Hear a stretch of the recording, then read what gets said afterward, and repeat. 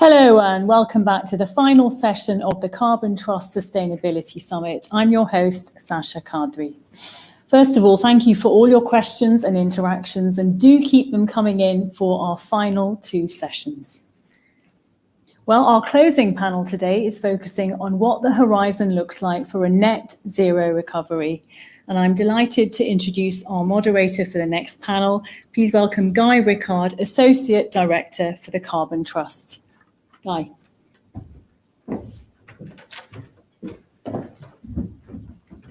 Thanks very much, Sasha, and hello everyone. I hope you've had a good break and that you managed to avoid looking at a screen for at least a couple of minutes.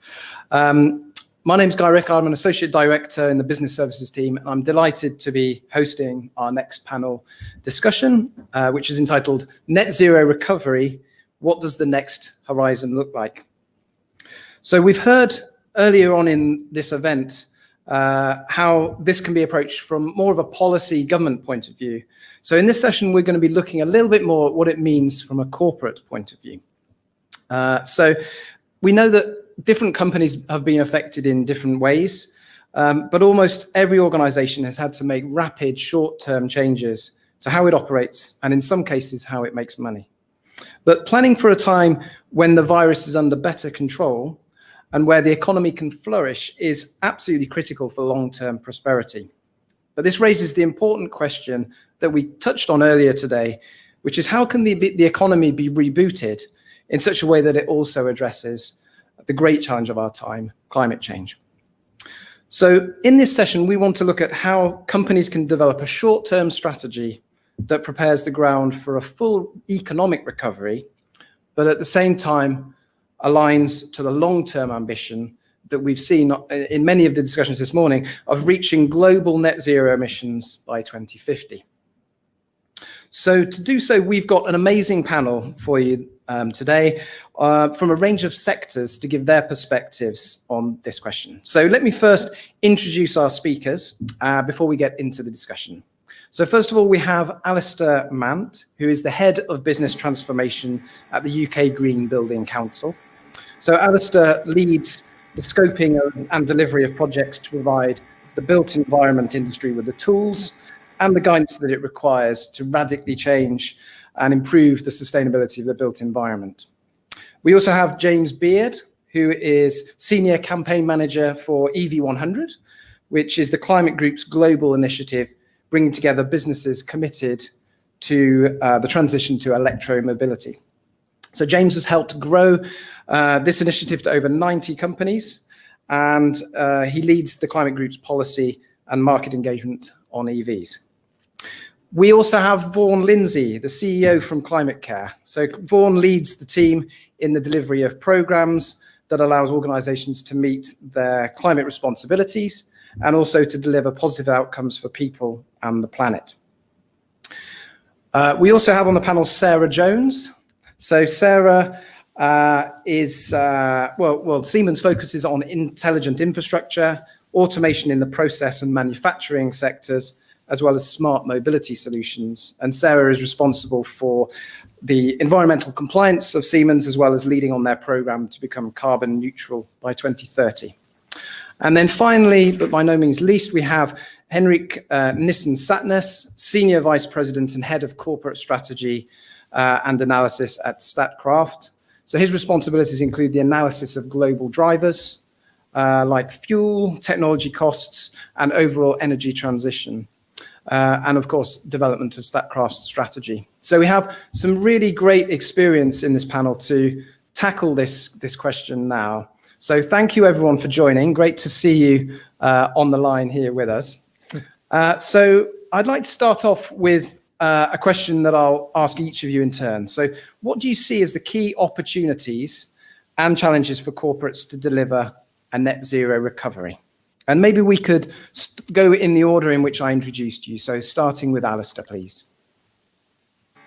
Hi there, Guy. Hi, everyone. My view on this is a sort of three-step plan. So I think the first opportunity is that clearly society and the economy is already in a massive time of flux. So business as usual, one could say, is already over. So now is the time to reset, both to meet the challenges of COVID, but also the challenge of net zero carbon society. I think the second opportunity is, if you look at where consumer demand is rapidly moving to, but also in terms of investment allocation and regulation, then again, this is the year to switch to delivering net zero, whatever your business is. And the third opportunity is that, in fact, many of the solutions already exist, be they tech, be they business model innovation. It's just that generally we haven't picked them up, we haven't run with them, and most people don't know about them. So all the opportunities are there for this being the year, and certainly the decade that we've got to get to net zero. There's definitely barriers as well. You know, it's possible, it's necessary, but it's going to be really difficult. It requires huge change in every facet of society and business. So it is very much, terrible pun, but turning that oil tanker. But definitely now is the time. Yeah, thank you, Alastair. That's a very helpful way to start off the discussion. So James, could we move on to you, please? What's your perspective on it? Thanks, Guy. Hi, everyone. I think in terms of opportunities, one thing that I've really noticed over the past few months, particularly when we were in full lockdown the first time, was that the streets were much quieter. And for the first time in a long time, for some people, perhaps the first time in their lives, we had an experience of truly clean air. And that is, in contrast to the usual situation where air pollution is a real public health crisis. And indeed, air pollution, there's emerging evidence that it actually makes the effects of coronavirus even worse, both obviously being diseases that affect the lungs. So I think that's one thing that we can take from this experience and hold on to and use to focus our attention, and something that we can aim to retain and strive towards going forwards. But I don't want to be glib about it, because there are certainly huge challenges that have been wrought by COVID-19, and I think in particular the much needed policy response to COVID-19 has obviously had dramatic impacts on livelihoods, here in the UK and around the world. And one thing that we've seen is that industries that perhaps we were expecting to decline, as someone who keeps up with climate change news, we're sort of expecting the fossil fuel industry to contract over the coming decades. But we've seen that massively accelerated this year. We've seen both BP and Shell saying that they'll be cutting around 10,000 jobs each due to COVID, but also due to restructuring towards becoming net zero businesses. So I think that really focuses our attention on the question of how do we support workers with a just transition to new and exciting opportunities in the net zero economy. Thanks, James. Yeah, very useful points to bring in there. Thank you. Vaughan, what's your view? Thanks, Guy. My view is a huge opportunity for corporates to accelerate what I would call good business. We've been brought up on a diet that there's always a trade-off between doing good and making profit. And the reality is most forward-thinking businesses realize actually you can do both together, and there's real synergies in doing what I call build back better, or profit with purpose, good business. In the climate arena, what we have seen is public awareness at the highest level, be it Extinction Rebellion or David Attenborough, whatever you choose to use as your metric. But what we've seen most recently is that behavior is changing consumer attitudes. And people are now buying products and services based on their climate credentials. And smart businesses are realizing that they need to embed high climate credentials into their products and services if they are to retain customers and recruit new customers. So to me, that goes to the heart of just good business. It's good business, it's good for the business, it's good for the planet, and it's good for the environment. And the smart businesses are the ones I think who are recognizing that and moving very quickly on that. And our job is, of course, is to help people do that and do that as quickly as possible. Yeah, absolutely. That really makes sense. It's really accelerated these trends that we've seen over time in a very contracted space of time. So Sure. thank you, Vaughan. Over to you, Sarah. What's your take on the opportunities and challenges? Well, I think we've got a real opportunity to leverage the ability to change that we've seen during this pandemic. Businesses have had to completely change the way they operate. Workers are working in very different environments. I've been working from home myself since March. And so we have a very different way of doing things. We've also been collaborating much more, and I think that's a huge opportunity to build on going forwards. I think we need to take a long-term view of it as well, and ensuring that this new normal does actually become the new normal. We don't slip back into the old ways of doing things because they feel a bit more comfortable. And I think business can show leadership in this area. As an organisation, we're now expecting those that can work from home to work from home 2 to 3 days a week, not just during this pandemic period, but going forwards. So that really enables us as a business to plan long term and understand how we can operate more efficiently and in a more carbon, net zero world. So I think there's huge opportunities, but the challenge is really to embed this new way of doing things. Yeah, that makes absolute sense. Thank you, Sarah. Henrik, what would you add to what we heard so far? Well, we commented maybe from a slightly different perspective in that we, as Statkraft, we speak to a lot of kind of corporate buyers of electricity, and with our credentials as a, Europe's largest producer of renewable energy, then we are in a position to kind of actually supply them with the kind of net zero or the zero emissions electricity that they are after. So I think what we see is that there is a lot of threats and opportunities kind of baked into the same situation, right? Because what we see corporates doing is wanting to kind of have a life cycle perspective on their products, which is of course a great opportunity, like was mentioned, in terms of having consumers and customers, their customers again, right? Wanting to go for things with a low life cycle impact. On the other hand, you can then lose out if you're not doing that quickly enough or well enough, right? And there is a lot of, I think, a dilemma that we see sometimes is that when you are trying to do something good, then you're measured against this super high moral standard, right? If you're then not perfect, then you're almost worse off than not doing anything. So that is a kind of threat versus opportunity at the same time. And then I think we've seen through the crisis, actually maybe last year as well, but in terms of resilience through the crisis, that companies with a strong renewable profile or a strong kind of green credential actually end up doing much better in terms of share prices and returns and these things, which is of course a good opportunity. But with the kind of changes we see in the energy market, of course also somehow the speed of change increases the likelihood of stepping wrong, right? Making wrong choices.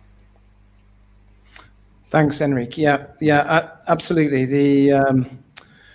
And we know from the pathways that actually electrification is going to become an absolutely crucial lever for decarbonisation. The way I think we can look at this question as well is thinking about what are governments going to do to support, and also what can companies do on their own aside from that support to leverage this change that we're seeing. So if we can tackle that first question of government support, the next question that I really want to ask you is, what are the key asks for government in the UK and further afield to create the right incentives for a net zero recovery? And maybe we could start with James on this one. Sure, thanks, Guy. Well, at the Climate Group, we work with global networks of business and subnational governments, both to transform their operations within their own jurisdictions to align with net zero, but also to work with them to develop asks of national governments. So this is a question that we've been putting to them over recent months, and within the EV100 community, which is the program that I work on. I should also say very pleased to share a panel with Statkraft today as our first Norwegian member of the EV100 initiative. Obviously, our members really want to see policies that support businesses in transforming their fleets to 100% electric vehicles by 2030.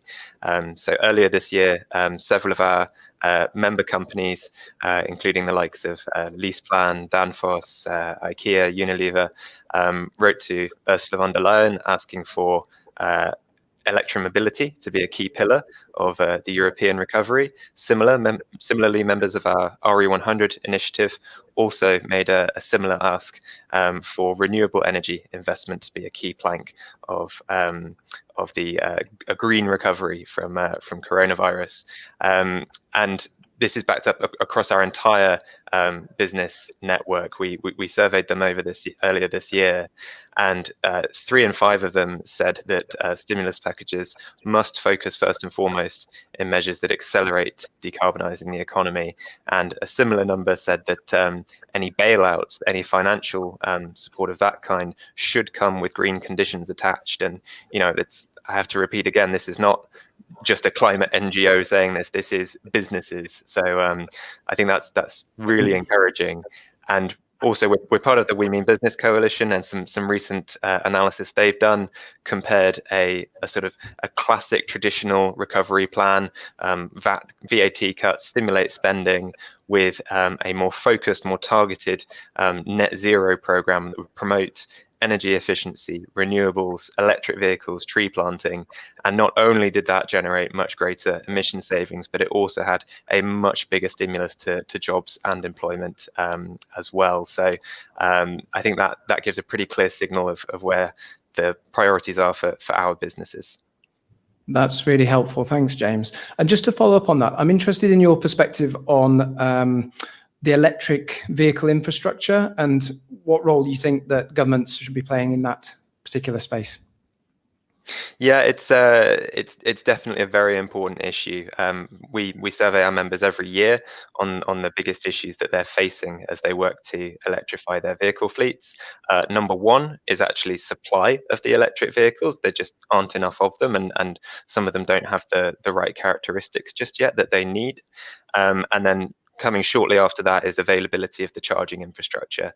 But excitingly, these are both areas where a smart stimulus measure could actually boost both the economy and the environment. So, for example, when it comes to stimulating supply, one of the measures that could perform quite well is a scrappage scheme that actually directly finances the procurement of new electric vehicles. So not just new vehicles of any kind, but new electric vehicles. Similarly, we definitely need more charging infrastructure, and that's true in the UK, for example, up and down the country. This isn't just an urban thing. This isn't just a London thing. This is a program that can support jobs and investment across the country and indeed around the world. Yeah, absolutely. Thanks, James. And maybe we could move to Alastair now and get a similar perspective for the built environment. Yeah, so 40% of carbon is from the built environment, and the Committee on Climate Change repeatedly tells the government that looking at our built assets should be an absolute priority area, and in fact is the best bang for your buck in terms of carbon reduction. And we've got 29 million homes and 2 million commercial buildings that are, apart from a tiny fraction, are nowhere near getting close to net zero. Business has gone, is already going further than government, with over 100 globally signed up to the World GBC commitment to have net zero operational buildings by 2030. So what we'd like now is the government to set out a similar trajectory. 2050 is too far away. We need it at a sector level. What is that pathway for net zero built assets, with interim targets and a plan to make it a reality? So we've already got things in place like the building regs, which should be ratcheted up. We're still waiting. They were meant to be ratcheted up this year. It's now pushed back to next year. Minimum levels of energy performance certificates. Yes, we need the trajectory again, but we also need operational energy rating. We need to know actually how much energy is being used by each building. And then we need fiscal incentives as well that James has already alluded to as well. So again, VAT cuts for refurbishment. Why is it more expensive for products if you're using them in refurb than in new builds? And also using business rates system as well. And I'd say finally for now is home retrofit to be an absolute infrastructure priority. We can't do this piecemeal. We can't just leave it to organizations, businesses on their own, to individual homeowners. We need a large scale retrofit as a priority, as an infrastructure priority, as part of the infrastructure challenge for the country. That needs to be rolled out at scale. Thank you, Alastair. That's very insightful. So this morning we heard from Baroness Brown, and she pointed out that some of the sectors have achieved some good decarbonisation already. Some of the sectors have found it harder, and those have been the built environment and the vehicle or mobility sector so far. So it's interesting getting those perspectives of quite a lot of weighty asks that absolutely make sense for government support in that area. I'd like to bring in Henrik now. So as I said, this is a sector that was identified this morning as one where there have been quite significant decarbonisation progress. What would you say, Henrik, are the asks for the government to accelerate and continue that progress?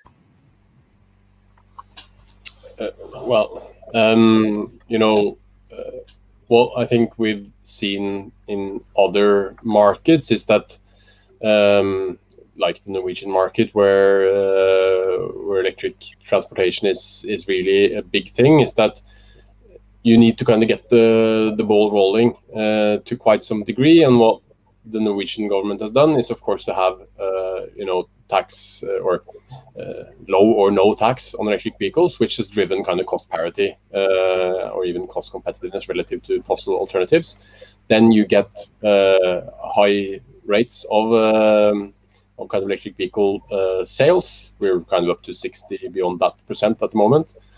And what you also then get is a lot of infrastructure, right? So we own the second largest charging company here in Norway. And, we stopped doing the subsidy game on charging infrastructure, I don't know, 2-3 years ago, something like that, and just went for commercial build out, which makes sense for us and makes sense for the country, and drives a lot of kind of infrastructure build out much quicker than if governments try to kind of plan out how much to build where. Interesting. Fascinating. That's an encouraging signal for us all, I think. And Sarah, from an industry point of view, what would you say are the asks for government? Or I should say manufacturing. I think really in terms of, from a planning perspective, it's really around having that clear policy, that long-term perspective that allows business to strategically invest in the things that align with that policy. We've talked about how the fact that business can often be ahead of the curve on this, and where we're coming up against regulatory boundaries, it's becoming quite challenging. And you look at things like the end of internal combustion engine vehicles. It's great that there's a consultation that's happened over the summer about bringing that date forward, but we'd love to see communication on that really early, and for that to be leading globally, because it then helps us engage with our supply chain and understand how we can really fast track our fleet to that EV transition. And I think also on the fair transition side of things as well, looking again at kind of EV charging infrastructure. If we want all of our car drivers to be able to drive EVs, they all need to be able to access reliable public charging infrastructure. And people who live in flats or shared housing do have a real practical challenge around this. And so we need that government policy along with the business ambition to really help come together and drive that forwards. Yeah, that's a really good point. Thank you, Sarah. Vaughan, can I bring you in now for your perspective on the government asks? Sure. I mean, we've long advocated for government that what we need is an economy-wide price on carbon to let the market do what the market does best. And it has to be set at a realistic level to spur behaviour change and to stimulate investment in decarbonisation. We're also realistic that that was a bold ask, and whether the government would really set a price for that sort of externality remains to be seen. But we're heartened by some of the actions the government is taking with the task force. Mark Carney is leading a task force to stimulate the voluntary carbon market, in the realization that is enabling corporates to raise their ambition and stimulate action that others can then follow. And the realization that if you help that market become more fluid and more transparent, more corporates will raise their ambition, and that will set up a bar for others to follow. And I think that's an important thing to consider. The final thing we've always said to government is also to push for action as well as plans. We've seen a plethora of corporates coming out talking about their net zero plans for 2030, 40, 2050, all very exciting and very ambitious. But we have to remind ourselves that it's today's emissions that are causing tomorrow's climate change. So while they're going to net zero by 2030 or 2040, my question is, well, what are you doing today while you go on that journey? And we would say that people must take full responsibility for their climate impacts, and both have long-term plans to systemically change their business, but take responsibility today for those emissions you are emitting, because that's what's going to be causing climate change tomorrow. And of course, for us, offsetting or high-quality offsetting programs are the best and most cost-effective way for people to take action today while they simultaneously plan for longer-term change. But our ask to government is, don't let people hide behind plans. Encourage them to take action along with the plan. Yeah, absolutely. And I think that really chimes with a lot of the messages we've heard during today's event, where there's an urgency like we've never seen before, and we absolutely need to have the long-term direction. But the time pressure to take action is really stronger than we've ever seen it before, and I think that will only continue as we see the outplaying of the physical effects, but also these drivers that we've mentioned starting to take a bigger and bigger role. So that's been really useful hearing what you said there, that as we've been talking about the government asks, and there are quite a few areas in which we want the government to be supporting and harmonizing and to some extent leveling the playground to stimulate innovation, there's already places where you're identifying that there's an opportunity without government support because of the consumer drivers and the wider drivers in this space. So to lead on to the second part of that question that I mentioned, what should corporates be doing themselves outside of government incentives to drive a net zero recovery? And in particular, how can they get the sweet spot between environmental and economic objectives? So maybe Sarah, you could start on this one. Thank you. In terms of our own activity, we can look at our own operations and really take a step back and understand practically what do we need to do to get to carbon neutral 2030, whatever your organisation's target is, and really understand the nitty gritty of it all. What technologies do you want to implement on your sites? What changes do you need to be made? How much is that going to cost? How are you going to finance it? Because until you get into that level of detail, it's very hard to actually start delivering. So that's something which we've been putting a lot of focus on over the last 6 months, while we've had this opportunity, due to lockdown, to actually regather, refocus and understand the practicalities of what we need to do to deliver on that target. But also it's around how we can work with our customers and helping them enable to achieve their targets as well. So looking at new ways of doing business. And I think understanding that we're in this financially constrained world due to the impacts of the pandemic, it's working with our customers with new ways of delivering solutions. So working very much on outcome-based contracts, so committing to deliver certain energy savings. If we go above and beyond that, then there's financial benefit. If we don't, then there's a disincentive. And that helps other organisations because they don't have to pay huge amounts of money up front. It's all financed through the energy savings that they generate as a result. And I think also it's around how we can work with our supply chain. And I think it's where we start balancing out the environment and the economic objectives. We can have a huge impact on our supply chains. It's probably about 90% of our overall emissions relate to our supply chain as an organisation. So understanding where we can have the most impact, and looking at the other aspects as well, so kind of the social impact, where we place our money, and the impact that can have, working with smaller organisations and social enterprise organisations.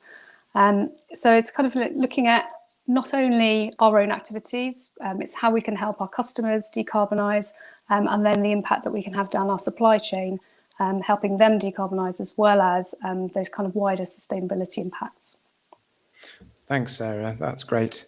Henrik, you mentioned already some of the areas in which you're seeing this as an opportunity in driving progress. Could you tell us a bit more about the other areas that you're seeing as opportunities to really progress in this short-term recovery towards net zero? I think really there is a fundamental change ongoing as we speak in these energy markets, and trying to kind of understand how this may play out and what are the kind of risks that you're facing is relatively important. We work quite a lot with forecasting in my team in Statkraft, and just realizing the outcome space, the potential for carbon prices, as we mentioned, to go to a completely different level than what it is today, may also be a kind of an important impetus for businesses to do to change their approach. And that, I think, is really important, that there is a bit of I totally agree to the kind of things that are said in terms of taking action today, but at the same time you need to have a bit of a perspective, because of the level of change that is ongoing. You are at risk of being kind of stranded if you're not kind of planning for the longer term, right?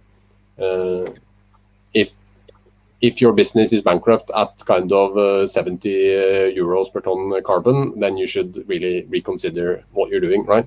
Even if I don't necessarily believe it, but I think there is a not insignificant chance that it might go there, right?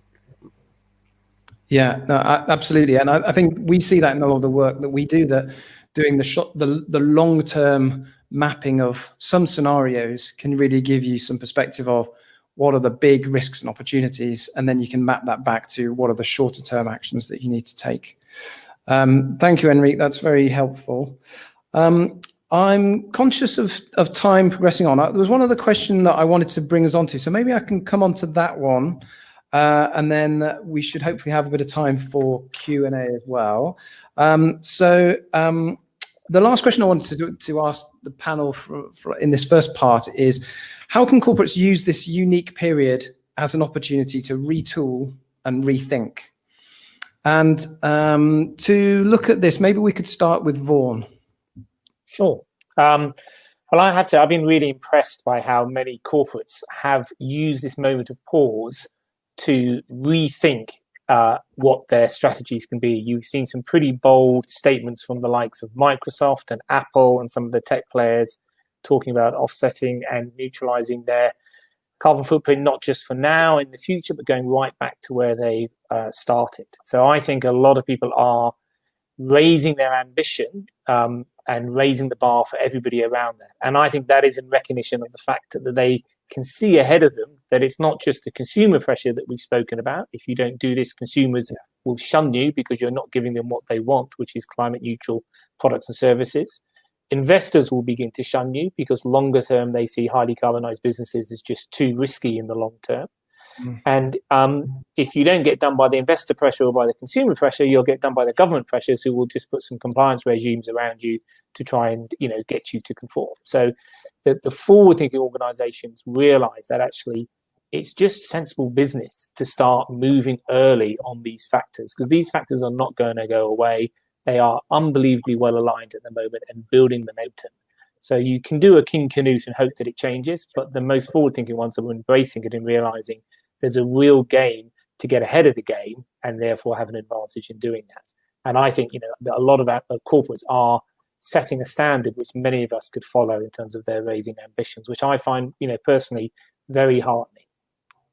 Yeah, absolutely. I think it's an unprecedented time for announcements and commitments, which really is a source of optimism for action going forward. Thank you, Vaughan.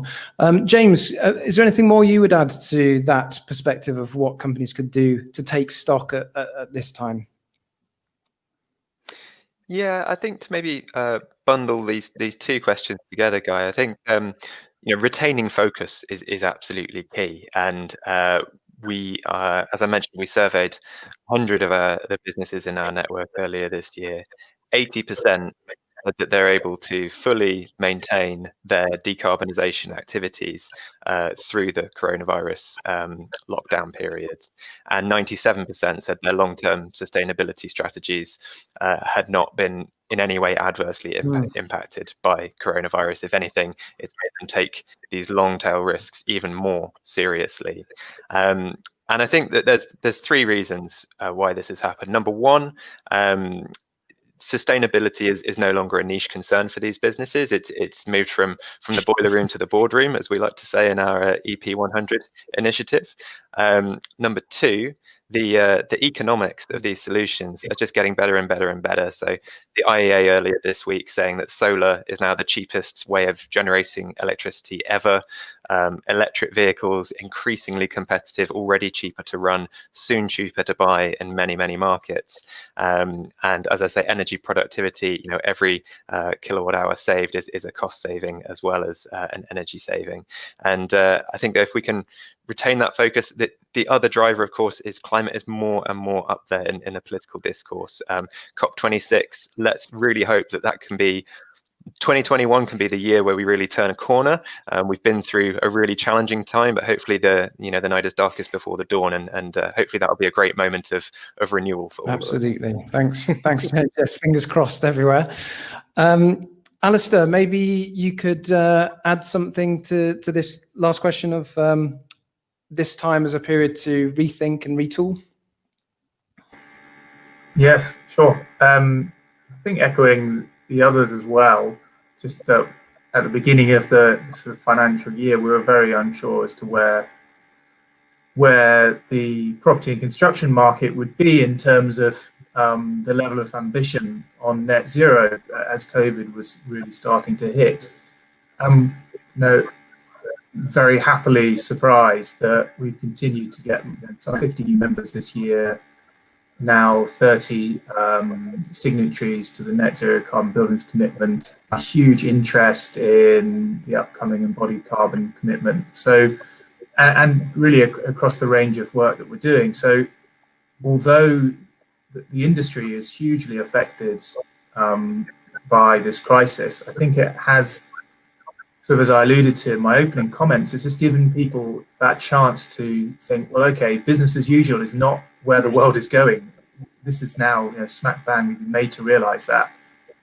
And if you're a CEO of a large or medium or large company, you've already been looking at the horizon and seeing that in the volatile, uncertain, complex and ambiguous world that we're in, that things are going to have to change pretty soon. It's just that's now being forced upon us. So I think the time is being taken to reassess more broadly, not just thinking we need to react to COVID, but actually businesses and the employees within them seeing that change is required and saying, well, let's not just change for this one.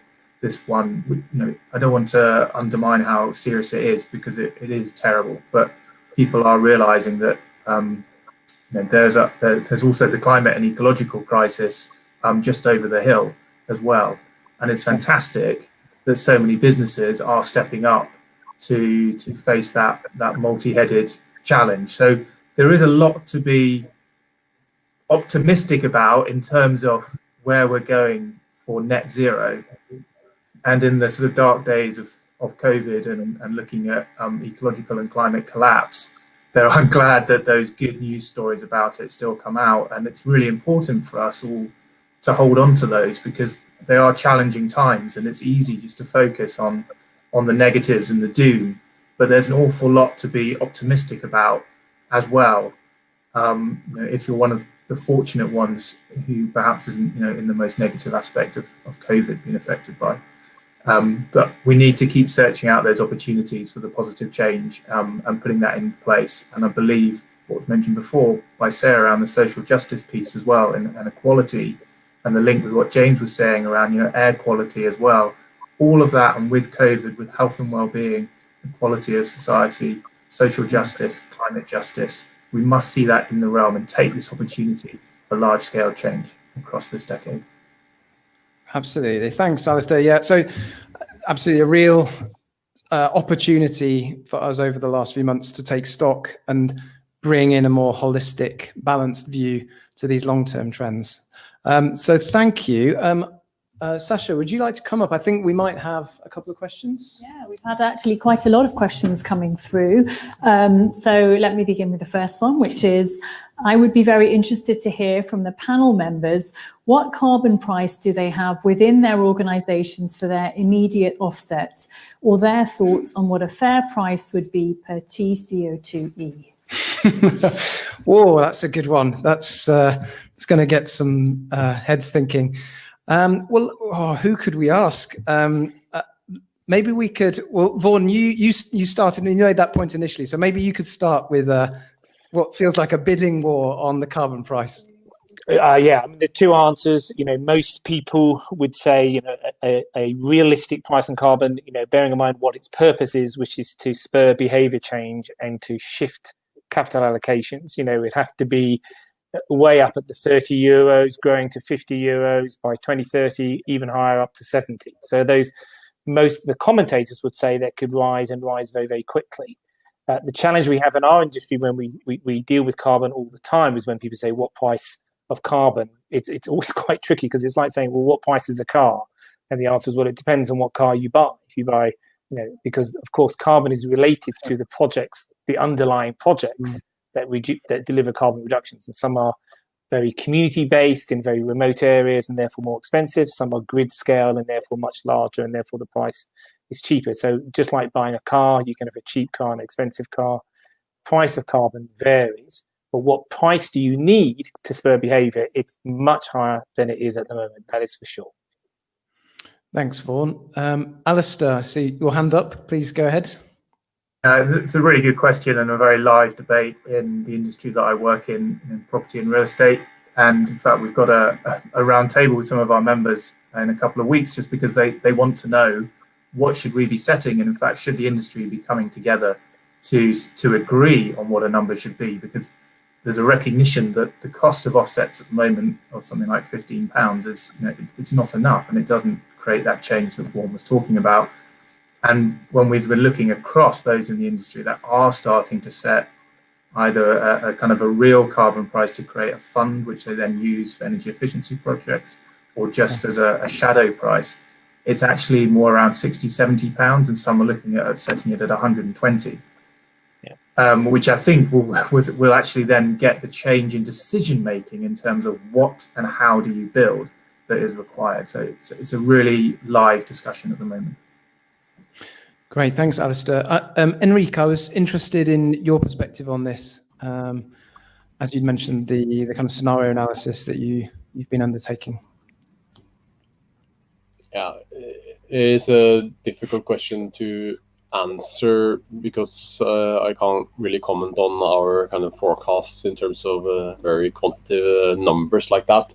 I think it really depends on what you think governments in general and across Europe will do in terms of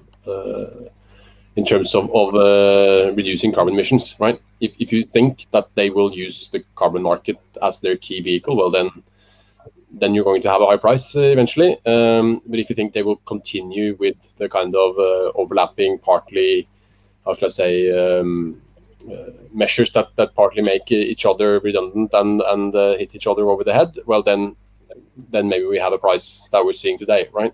And that is really the outcome space that you can work within, I think, in terms of what you want to believe. But I can't really say what we believe in. Yeah, no, good context to the number. Thank you, Henrik.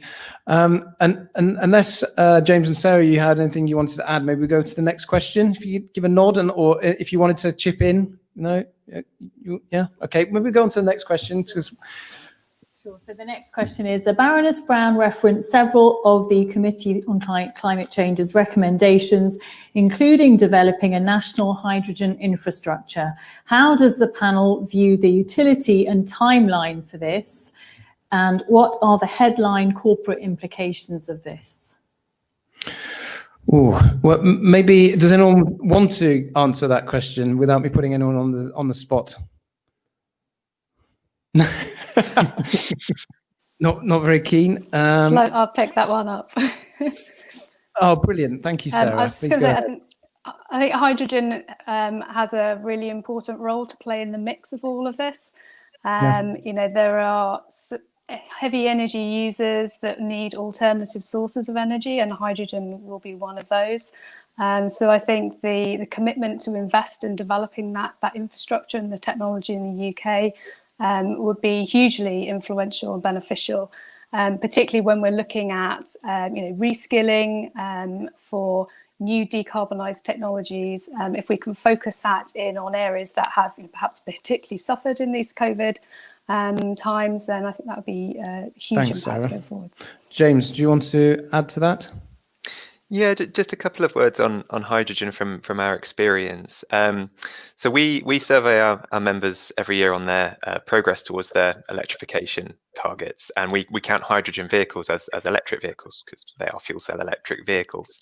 And of the 40,000 electric vehicles that our members reported in 2019, 9 of those were hydrogen vehicles. So, to be honest, only 9% were plug-in hybrids, 91% were battery electric vehicles. And I think that tells you something about where the energy is from business in terms of mobility. But that's not to say there isn't a role for hydrogen. Certainly when it comes to the heavier end of the transport system and also heavy industry, then definitely we're going to need it. But I think in terms of sort of key recommendations from the Committee on Climate Change, the one that we and our members have been really flagging this year with the British government is the end date for petrol and diesel vehicle sales. We've been talking about this for far too long now. Like, let's just set a date that is genuinely aligned with net zero, such as 2030, and then let's, through the transport decarbonisation plan, see a package of policies to deliver that enhanced ambition. Great, thank you, James. Very useful. You were keen on one more question, but I know we're running out of time. Do you still want to do? I'm keen to. I think we should call it a day on the questions. Okay, I'm afraid we've got about 3 more minutes, and I would just like each of our panelists to just share some final words, please. So, in particular, how would you summarise this whole question of a net zero recovery? And what's the corporate leadership we need? So a couple of sentences from each of you would be brilliant. And maybe we could go in the reverse order in which we started. So maybe starting with Henrik. Okay, I'm going to focus on the kind of latter part of your point. So I think what we've seen in terms of decarbonisation so far is that it's been very much focused on production of energy and in particular electricity, right? And we're moving to a situation in which consumers and the consumption of energy is going to have to take a larger leadership, and there will be a kind of shared responsibility between, in a way, production and consumption for decarbonisation, at least at speed. And I think kind of corporates will have a key role to kind of further accelerate decarbonisation. And like we've discussed a few times, you know, the old way of doing this is not actually going to work because of the rate of change and the amount of change is happening. So hence, I think we need kind of structural solutions to climate change. And for us, really going all in terms of renewable electricity, in terms of electrification of transport and all other energy use, we think is really the only,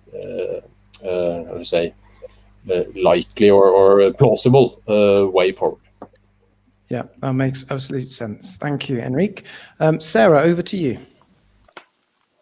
I think the way I would sum this up is that every organisation needs to have a very clear level of ambition on their decarbonisation pathway. And once you have that, it's about filtering it down through your organisation, ensuring that everybody knows what part they have to play in that. It's not just going to be the sustainability managers, the energy engineers who are going to deliver this. Everyone has a role to play. And that then trickles down into your employee base, your stakeholders, your supply chain, and you get that domino effect. So I think it's really important. Be that passionate voice, bring others with you along on the journey. I think there's so much to be said around, really effective storytelling around this, really engaging people, because we need to do this together. It's not a sole journey. Great, thank you, Sarah. Great points. Vaughan, over to you. What would I say? Let's keep the ambition high. Let's keep the plans ambitious, but let's also take action now. Let's do things that are dealing with our emissions today, the residual emissions that are hard to get rid of, ones we can take action against those, as well as plan for the longer term. So my plea is take full responsibility for your climate impact, not just the future ones. Excellent. Thank you, Vaughan. James? I guess in closing, I would say that we need radical collaboration to scale up these solutions at the pace that we need around the world. And I think one way that companies can do that is by joining these global networks of practice, the likes of EP100, EV100, RE100, become part of a global network of practitioners. Nobody has all of the answers yet. Well, there's a couple that have got to 100% renewables, but they have the answers. But we're all figuring this out together. So we do all need to work together. Everybody's experience of decarbonisation is different in different parts of the world and different sectors. Everyone's experience of COVID is different as well. So I think that is my my recommendation, and radical collaboration. That's great. Thank you, James. Finally, Alastair, you had the first word and now the last word. Over to you. I'll just plagiarise from the others. From Sarah, in terms of, I think brave leadership is needed, and there is a huge power in storytelling. And when someone sweet gets up and you think, God, they really do get this, they understand, and they're passionate for change. So we need brave leadership that understands the facts, their organisation's impact, and sets those ambitious targets commensurate with that. And then to echo James, collaboration at a much greater scale with a wider range of people, with peers, supply chain, and perhaps definitely stakeholders whose voices we haven't heard before, we don't hear from enough. And so I just plug the fact that we're doing a whole life carbon roadmap in the lead up to COP kicking off next month, and that is going to be an amazing example of industry collaboration, because we need all those voices in there, from property, construction, buildings and infrastructure, to map out how do we get as an industry to net zero. That is brilliant. Thank you, Alastair. And so that brings us to the end of this panel debate. I'd just like to say a big thank you to all of our panelists. It's been a really excellent discussion, and you've shared a lot of wisdom with us. So thank you very much for your time. That's the end of this session, and I'll hand over now to Sasha for the next part. Thank you.